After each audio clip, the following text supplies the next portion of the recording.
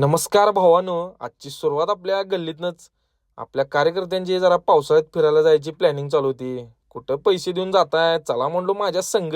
दररोज नवीन नवीन गावं दाखवतो. मग काय त्यातल्या 2 जणांना उचललो, चला म्हणलो एमआयडीसीत जाऊया भरायला. वातावरण पण टॉपचं झालतं. आलो मग अल्फा स्टीलला, कंपनीत लावली रिवर्स आणि आपल्या भावाने मिळून गाडी भरली. तिथं कामगारांची आज जरा सुट्टी होती. मग काय काढलं हत्यार बाहेर, थोडं दुसरीकडे आणि मटेरियल टाकून सातारा आपल्याला जायचं होतं. जाता जाता भावानं म्हणलो चला नाश्ता देतो, ये चंद्या बघा की लगेच म्हणते नको. तोपर्यंत मग मेघराजा पडून गेलेले. तिथनं आलो, भाऊ म्हटले लिंबू सरबत पाहिजे. घेऊन आलो मग आपल्या सलगरच्या शॉपला. हे हनुमा भाऊ आणि संतोष भाऊ म्हणायचे, आपले सलगरचे शॉपवाले. सरबत घेतला, 4 फ्रेमात टाकायच्या होत्या. चंदू लगेच उचलून घेऊन गेला. पण पोरं कामाचे आहेत हो, सांगायचे अवकाश आहे नुसते. तोपर्यंत हवा कमी झाली होती मागची.